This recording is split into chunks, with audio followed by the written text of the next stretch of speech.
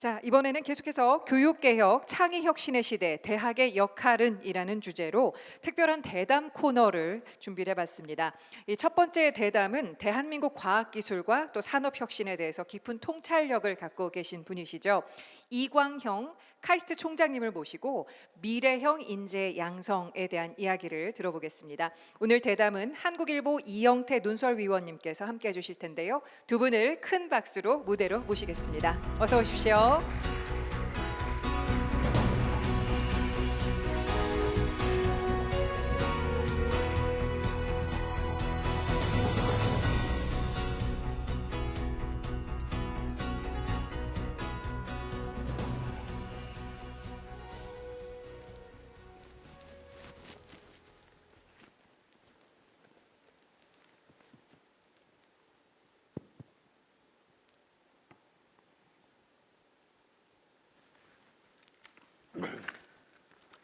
네, 안녕하십니까.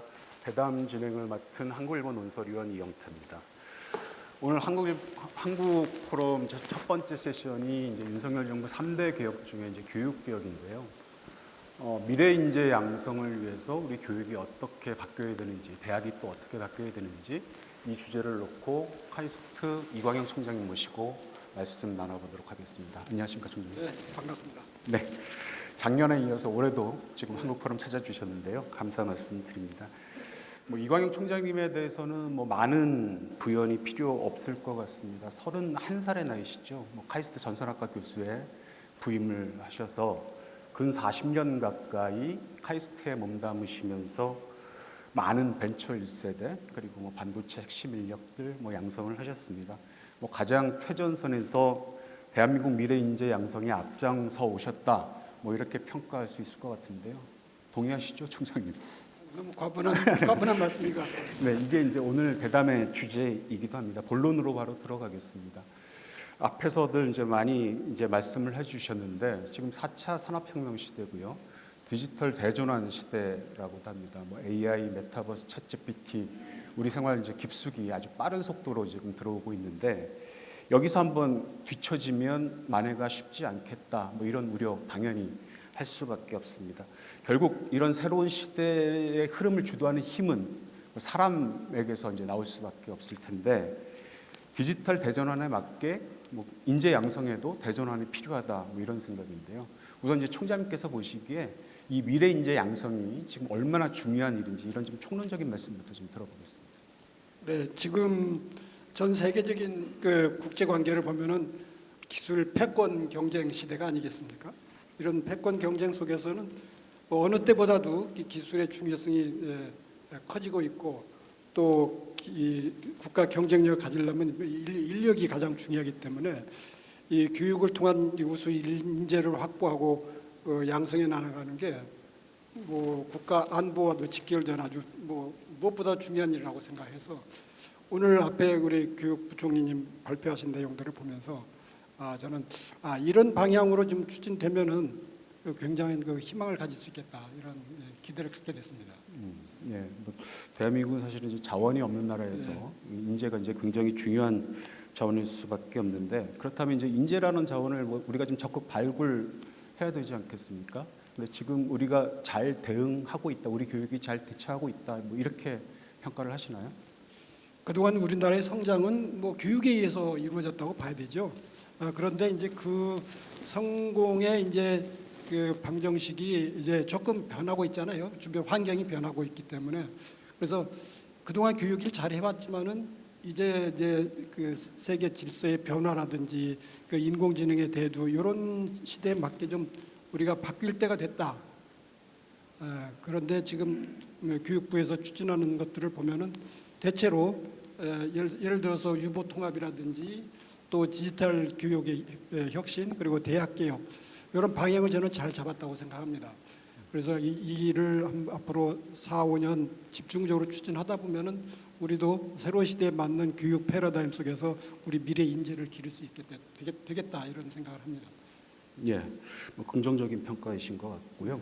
좀 디테일하게 들어가 보겠습니다. 아까 이제 부총리께서도 미래 인재 양성 이 말씀을 좀 하셨는데 지난해 이제 저희 한국 포럼에 오셔서 AI 이제 100만 명을 양성하자 뭐 이런 이제 제안을 하셨고요. 뭐 얼마 뒤에 이제 교육부에서 디지털 인재 100만 명을 양성하겠다 이런 이제 구체적인 방안을 이제 내놓았어요.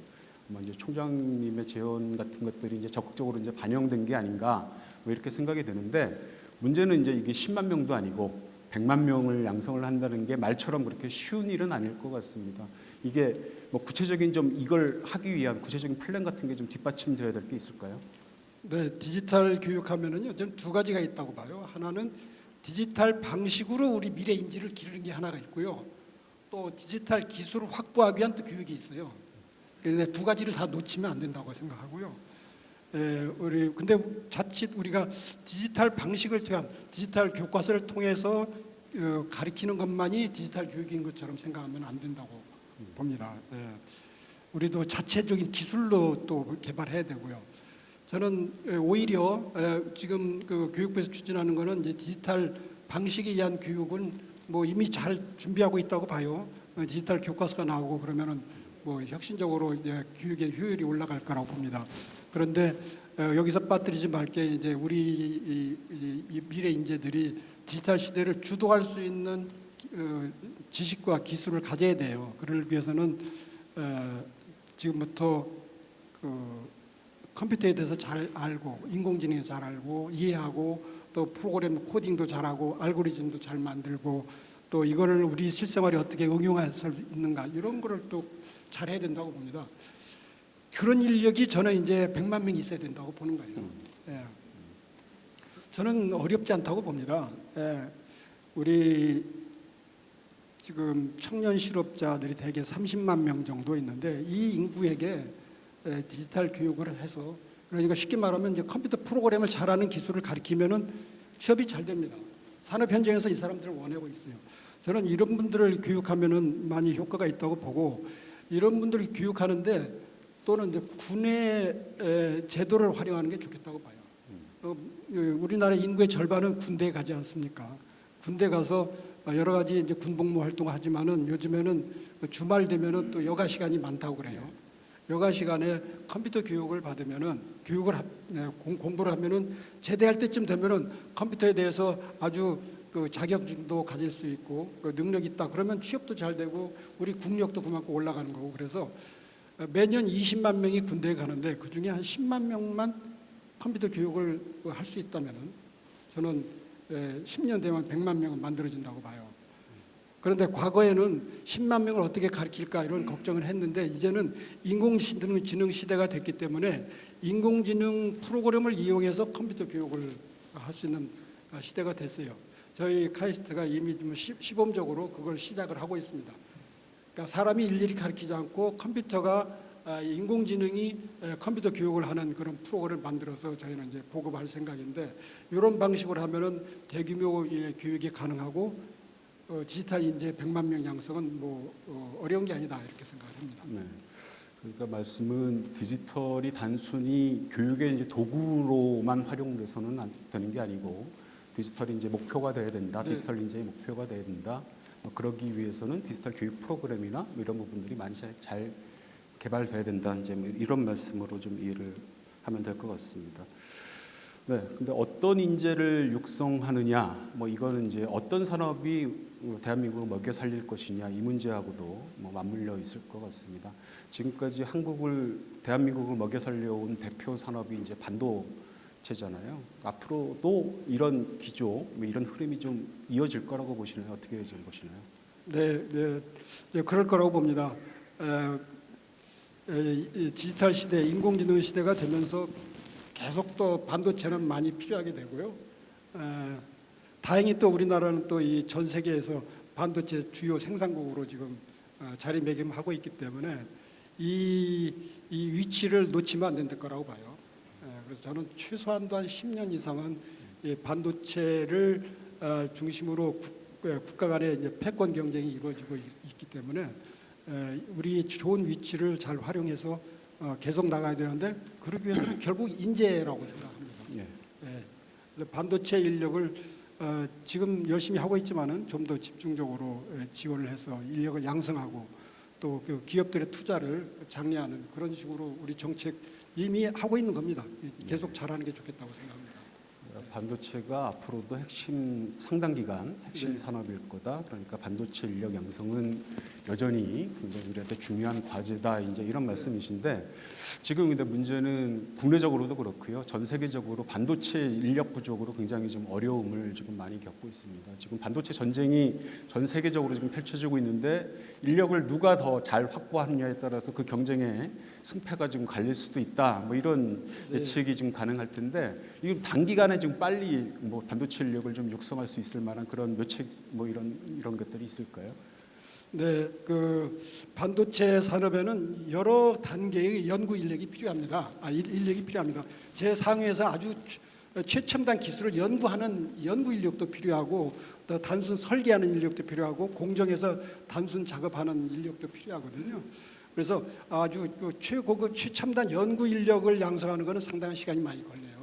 석사 박사 과정까지 이제 가르쳐야 되기 때문에 그 인력은 그래도 시간이 좀 걸리더라도 또 아래 단계에 있는 단순 설계 인력 이런 부분은 단기 교육을 통해서도 가능합니다. 제 카이스트가 4개월짜리 단기 교육 프로그램이 있어요. 그러니까 직장을 잡지 못하고 있는 대학 졸업자들을 뽑아서 그분들에게 4개월 반도체 설계 교육을 시키고 있습니다. 저희가 80명씩 가르치는데 4개월 단위로 해서 4개월 교육 받을 때 되면은 회사에 다 취직이 돼요. 4개월 전에는 실업자였어요. 예. 이와 같이 정말 단기 속성 네, 집중 교육을 하면은 네. 집중 교육을 하면은 그와 같이 굉장히 그 혁신적인 그 성과를 낼 수 있다.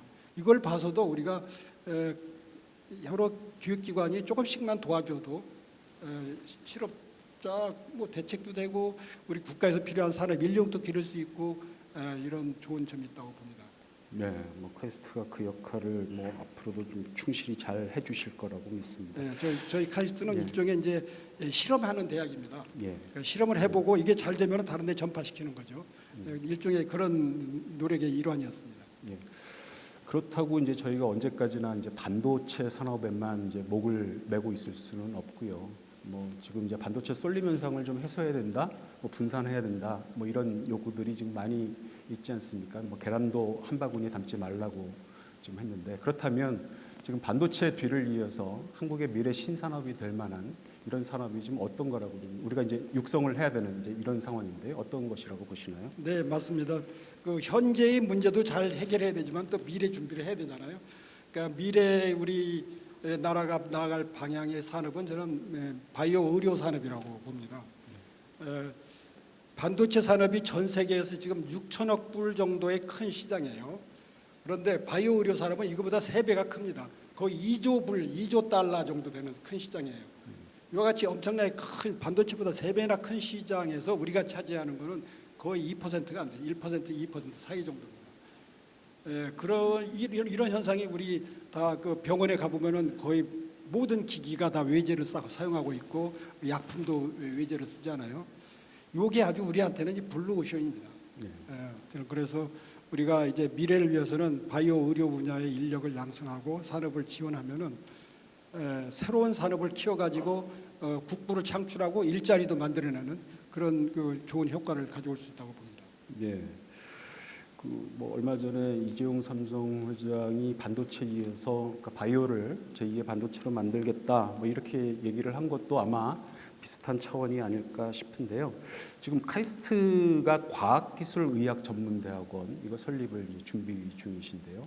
이게 3년 뒤 개교를 지금 목표로 하고 계세요. 네. 여기서 그러면 의사 과학자를 육성을 해서 바이오 의료 쪽에 인재를 공급하겠다. 뭐 이런 취지로 이해를 하면 되는 건가요? 예, 그렇습니다. 미래 이제 바이오 의료 산업이 이제 잘 커나가기 위해서는 여러 분야의 인력이 필요합니다. 뭐 생물 화학 재료 이런 분들도 필요한데 거기에 또 없어서는 안 되는 분들이 의사들이에요. 의사들이 또 그 연구를 해줘야 됩니다. 그래야지 뭘 만들지를 잘 알게 되는 거거든요. 근데 이제 여러분 잘 아시다시피 우리나라에는 의사 중에서 연구하는 의사들이 거의 없어요. 그게 바로 이제 우리의 이제 큰 이제 단점입니다. 고인력을 키워야 돼요. 그래서 그러니까 이거를 어떻게 키우느냐 방법이 기존의 의과대학에서 그런 인재를 키울 수가 있다 뭐 이렇게도 얘기해요. 그런데 그거는 그동안 10여 년 정부에서 계속 시도했던 일인데 앞으로도 뭐 시간이 주어진다고 해서 큰 변화가 있을 것 같지는 않고 그래서 카이스트 같이 연구 중심 대학에서 의학 전문 대학을 만들어서 공학과 결합이 된 의학을 가르쳐서 의사과학자를 키워서 의사공학자를 키워서 그분들이 연구에 전념할 수 있게 그런 연구 환경 만들어주는 것이 하나의 길이겠다 해서 저희들이 그런 걸 준비를 하고 있습니다. 예, 그러니까 기존 대학의 의대들에서는 의사과학자를 양성을 하는 것들이 쉽지 않다 이렇게 보시는 거죠. 예, 의료계에서는 이제 그렇죠. 뭐 그렇게 할 수 있다라고 이제 주장을 하는데. 예, 이제 지금 현재 전통적으로 관리가 또 현재 의과대학 되면 가면은 되게 임상으로 뭐 거의 99% 가지 않습니까? 그런 분위기 속에서 그런 학풍 속에서 새롭게 정원을 그쪽에 늘려줘 가지고 또 연구한 의사를 길러라 그러면 그게 어려움이 있겠죠. 예. 아마 이제 그 일환이셨을 걸로 보이는데 얼마 전에 이제 미국 보스턴에 직접 가셨어요. 그래서 이제 하버드 의대 메스 종합병원 그리고 이제 저희 코로나 백신으로 잘 알고 있죠 제약사 모더나 이것들하고 이제 MOU를 체결을 하셨던데 여기서 지금 어떤 협력을 좀 하게 되시는 건가요? 네, 저희가 의학 전문대학을 만들려고 하는 것은 연구하는 의사를 키우기는 걸 목표로 하기 때문에 그런 경험이 있는 그 하버드 병원 MGH하고 또 그 제약회사인 모더나 이런 회사들하고 그 협력을 해서 우리가 그런 의학 전문대학을 만들게 되면은 의사과학자를 어떻게 키울 것인지 상호 교환해서 학생을 연수할 것인지 뭐 그런 협의를 했고 그걸 이제 MOU를 체결하고 봤습니다. 예, 뭐 좋은 성과로 이어졌으면 좋겠습니다. 뭐 보스턴 얘기가 나왔으니까 이제 하나 더 추가해서 질문을 드리면 지금 보스턴은 전 세계적으로 바이오 분야의 이제 대표 클러스터 뭐 이걸로 지금 꼽히고 있습니다. 이번에 이제 대통령께서도 국빈으로 이제 미국 방미를 하실 때 이 보스턴에 이제 들르셨는데요. 보스턴 클러스터에서 우리가 좀 배워야 될 점이 있다라면 어떤 부분들이 있다고 보시나요? 거기에는 그 우리 앞에서 우리 교육부총리께서 말씀하셨듯이 그야말로 각 학과 간, 기관 간, 산학연의 울타리가 굉장히 낮다는 점이 큰 특징이 아닌가 생각이 듭니다. 모든 기관들이 울타리가 거의 없어요. 협력을 잘해요. 그러니까 거기는 의과대학하고 공과대학하고 협력을 잘해요. 예. 그렇기 때문에 그런 의사과학자가 나와가지고 또 연구를 해서 모더나 같은 그 백신 만드는 게 어디예요? 그 의사하고 공학자가 같이 협력을 해서 만든 거 아닙니까? 그래서 그런 협력하는 분위기, 울타리가 낮아가지고 그런 분위기 만드는 게 가장 중요하지 않은가 생각이 들어요. 예. 대한민국에서 여러 문제들이 있지만 아직까지 잘 해소되지 않고 있는 그런 부분들이 어디나 설치되어 있는 그런 장벽 뭐 이런 부분들이 아닐까 싶습니다. 그러니까 뭐 많이 배울 것들 많이 배워서 한국판 보스턴 클러스터가 뭐 만들어졌으면 좋겠다 싶고요. 뭐 아까 의과학 얘기로 잠깐 다시 돌아가서 그 과기의존원에서 이제 의과학을 공부를 하더라도 이제 의사니까 의사 자격증을 이제 따야 되는 거, 의사 면허를 따야 되는 거잖아요. 근데 의과학을 공부하고서 남들과 경쟁을 해서 의사 국시를 제대로 볼 수 있겠느냐, 뭐 이런 우려가 있고요. 또 하나는 의사과학자가 되더라도 본인은 의사니까 다시 돈이 되는 이제 병원으로 돌아가지 않겠느냐, 뭐 이런 우려도 있어요. 여기 대해서는 좀 어떻게 보시나요? 네, 저희가 교육을 한다고 그러면 이제 의사 시험은 봐야 되기 때문에 그 아주 최소한의 이제 의학 공부는 하게 되고요. 또 저희 특징은 그 의사 전문 의사 자격증을 따더라도 그 다음에 그 인턴 레지던트 과정이 없습니다. 전문의 자격증을 못 따는 거예요.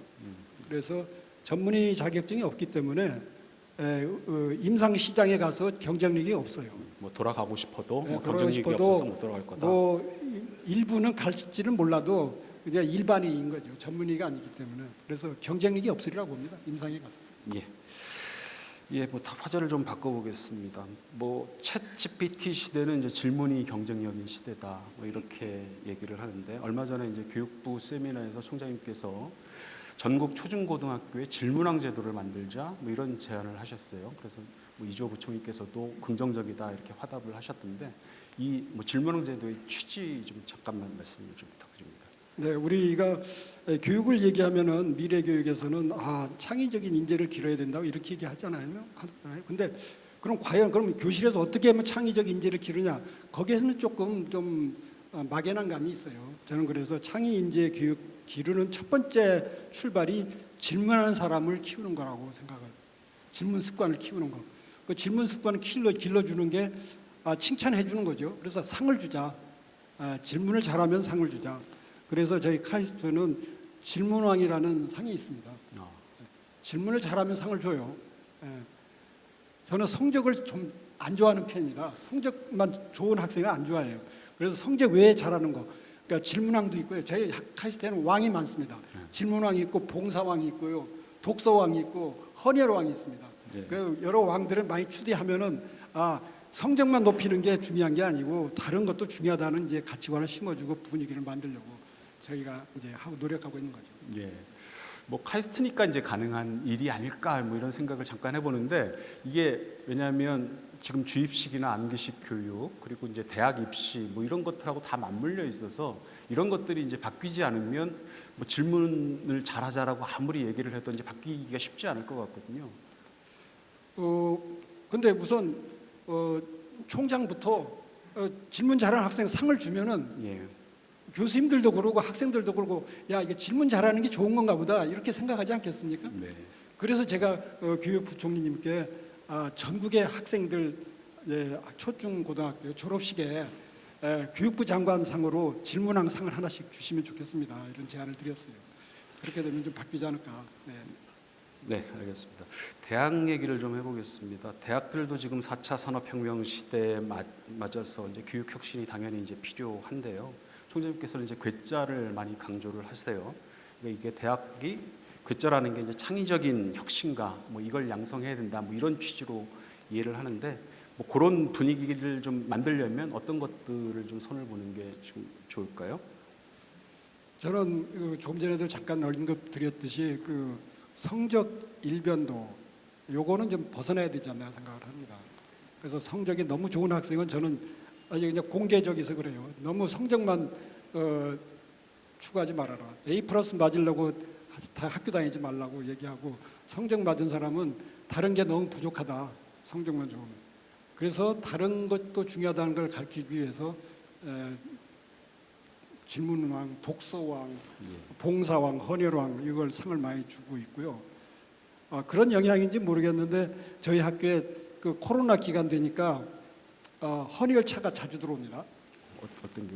헌혈차. 예. 그러니까 코로나 기간이니까 이 수급이 좀 부족하잖아요. 근데 그 헌혈차가 카이스트에 자주 와요. 그래서 제가 왜 저 차가 저렇게 자주 오나 했더니 알아보니까 이 코로나 기간에 학생들이 헌혈을 많이 한대요. 그게 아마 제 혼자 생각은 그래요. 헌혈왕 상을 줬더니 저런 게 학생들이 헌혈을 많이 하지 않나. 그러니까 헌혈차들이 다른 데 가는 것보다 카이스트 오는 게 더 피를 잘 받아간다고 그래요. 뭐 이것저것 왕을 더 많이 만드시면 좋을 것 같습니다. 왕을 많이 추대합니다. 예. 네, 뭐 지금 이공계 문과 침공 이제 얘기들 많이 하는데 그 질문의 시대에는 문과의 역할이 오히려 더 중요할 수도 있다 이런 얘기들을 하시는 분들이 많이 있어요. 뭐 이공계 뭐 첨단 기술도 매우 중요하지만 문과의 역할도 굉장히 중요하다. 뭐 이런 의견들도 많이 있는데 여기에 대해서는 어떻게 생각하십니까? 저도 전적으로 공감을 합니다.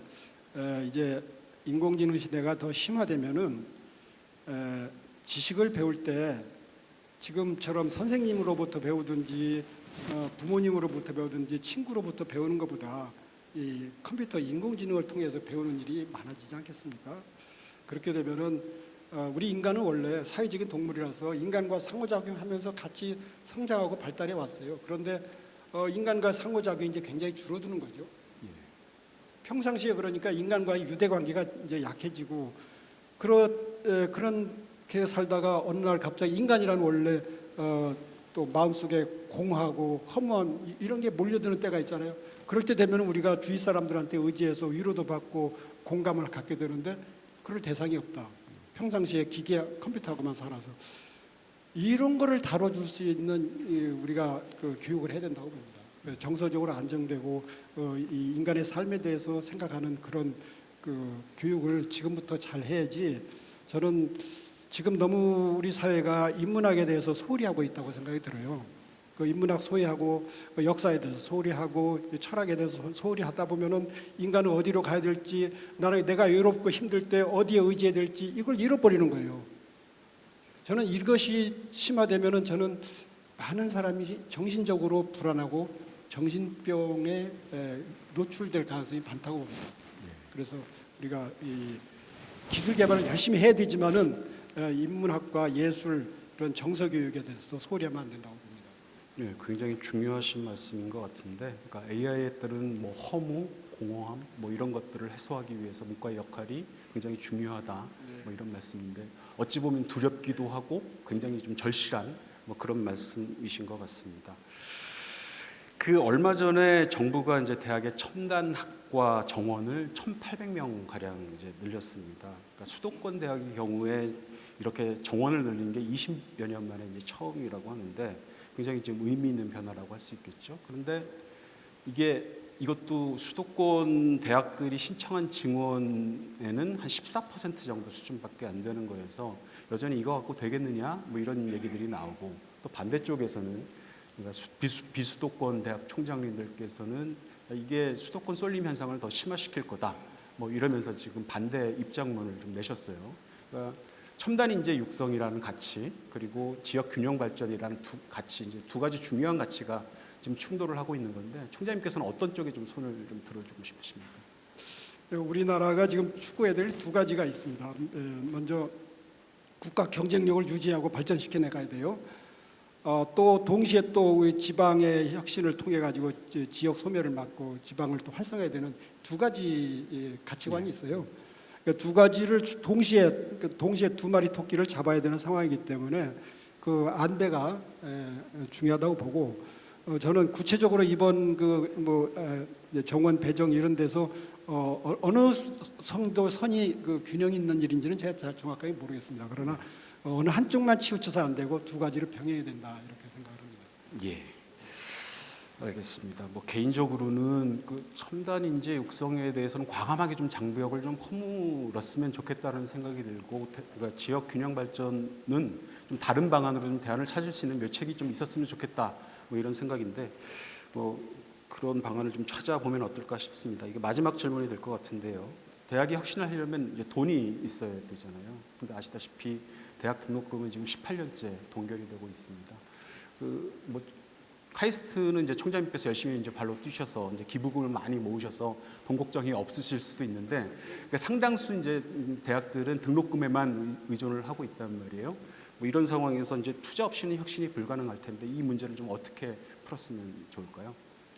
네, 저는 대학도 이 시장의 한 주체로서 시장 속에서 움직이는 기관이기 때문에 그 물가 인상에 영향을 받을 수밖에 없다고 봅니다. 그래서 너무 오랫동안 등록금을 이렇게 동결시키는 것은 옳지 않다 이렇게 생각하고요.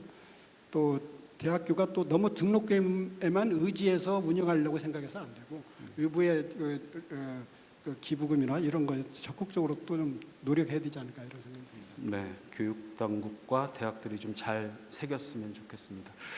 그 마무리를 해야 될 것 같은데, 마지막으로 미래 인재 양성을 위해서 뭐 하시고 싶은 말씀, 못 하신 말씀 있으시면 좀 부탁드리겠습니다.